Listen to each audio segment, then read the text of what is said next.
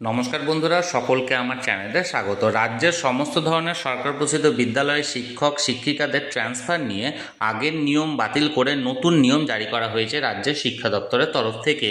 কী সেই নতুন নিয়ম, নতুন নিয়মে কাদেরকে ট্রান্সফার করা হবে, সকল কিছু নিয়ে আজকের ভিডিওতে বিস্তারিতভাবে আলোচনা করব।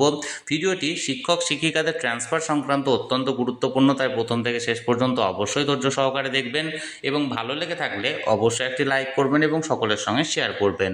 আর সেই সাথে এই চ্যানেলে যদি প্রথমবার হয়ে থাকেন এই রকমের ইনফরমেটিভ ভিডিও আরও দেখার জন্য যারা এখনও পর্যন্ত এই চ্যানেলটিকে সাবস্ক্রাইব করেননি তারা অবশ্যই চ্যানেলটিকে সাবস্ক্রাইব করে নিতে ভুলবেন না। তাহলে চলুন আমরা বিস্তারিত জেনে নিই। দেখুন, এই অর্ডারটি যেটি আমি আপনাদের সঙ্গে শেয়ার করেছি, এখানে বলা হয়েছে স্ট্যান্ডার্ড অপারেটিং প্রসিডিওর অর্থাৎ SOP for transfer of teacher and non teaching staff from zero enrolment school and rationalisation of surplus teacher.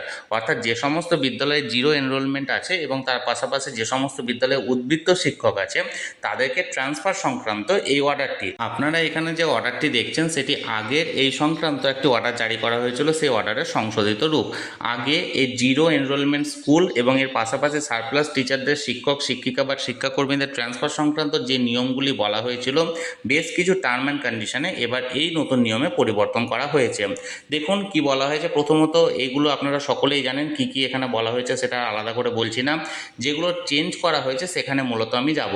দেখুন, প্রসিডিওরে এখানে নাম্বার ডি অপশানে দেখুন, এখানে আগের যে নিয়মটা ছিল সেটা টোটালি এখানে চেঞ্জ করা হয়েছে। এখানে বোল্ড কালিতে এখানে দেওয়া হয়েছে, দেখুন, for determination of the surplus teacher of a school teacher younger in biological age shall be consider first. অর্থাৎ সারপ্লাস শিক্ষক ট্রান্সফারের ক্ষেত্রে কাকে সারপ্লাস হিসাবে গণ্য করা হবে? বায়োলজিক্যাল অর্থাৎ জন্মগতভাবে যে সব থেকে ইয়াং অর্থাৎ কম বয়সী তাকে এখানে ফার্স্ট কনসিডার করা হবে। However, any willing senior teacher may opt for being considered as surplus teacher. যদি কোনো সিনিয়র শিক্ষক যদি তিনি ট্রান্সফার নেওয়ার জন্য ইচ্ছুক হয়ে থাকেন তাহলে তাকে আগে সুযোগ দেওয়া হবে। অর্থাৎ এর আগে যে অর্ডারটি জারি করা হয়েছিল সেখানে বলা হয়েছিল ওই সংশ্লিষ্ট বিদ্যালয়ে যিনি যোগদানকারী সব থেকে সিনিয়র শিক্ষক হবেন তাকে সারপ্লাস হিসাবে ধরে তাকে ট্রান্সফার করা হবে।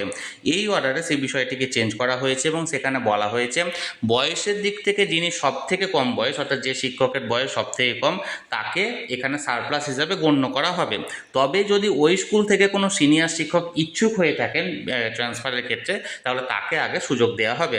এবং এর পাশাপাশি দেখুন আর একটা এখানে চেঞ্জ করা হয়েছে আর একটা নিয়মে, সেই নিয়মটা আমি এখানে দেখাচ্ছি। দেখুন এখানে বলা হয়েছে for primary school with low PTR the concerned AST would not be considered as surplus teacher for transfer as there is no specific subject-wise post of teacher in primary school.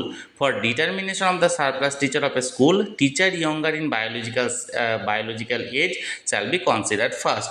অর্থাৎ এখানে যে পিটিআর অর্থাৎ ওই বিদ্যালয়ে যে PTR অর্থাৎ people এবং teacher ratio সেটা যদি কম থাকে তাহলে সেক্ষেত্রে সেই বিদ্যালয় থেকে যদি কোনো শিক্ষকের সারপ্লাস হওয়ার ব্যাপার থাকে তাহলে সেক্ষেত্রে এখানে হেড টিচারকে কনসিডার করা হবে না এবং সেই বিদ্যালয়ে শুধুমাত্র এখানে ইয়ঙ্গার শিক্ষক অর্থাৎ সব থেকে কম বয়সে যে শিক্ষক আছে তাকে এখানে সারপ্লাস টিচার হিসেবে ধরা হবে এবং তাকে এখানে ফার্স্ট কনসিডার করা হবে।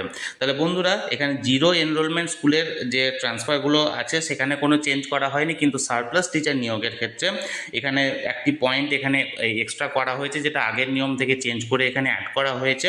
সেটি নিয়ে নতুন একটি অর্ডার বা নতুন একটি এসওপি এখানে জারি করা হয়েছিল যেটি আমি আপনাদের সামনে তুলে ধরলাম।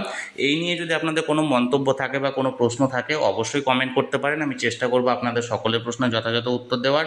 আর এই ভিডিওটি ভালো লেগে থাকলে অবশ্যই একটি লাইক করুন এবং সকলের সঙ্গে শেয়ার করুন। আর সেই সাথে এই চ্যানেলে যদি প্রথমবার হয়ে থাকেন এই রকমের ইনফরমেটিভ ভিডিও আরও দেখার জন্য যারা এখনও পর্যন্ত চ্যানেলটিকে সাবস্ক্রাইব করেনি তারা অবশ্যই চ্যানেলটিকে সাবস্ক্রাইব করে রাখুন। ধন্যবাদ, দেখা হচ্ছে পরের ভিডিওতে।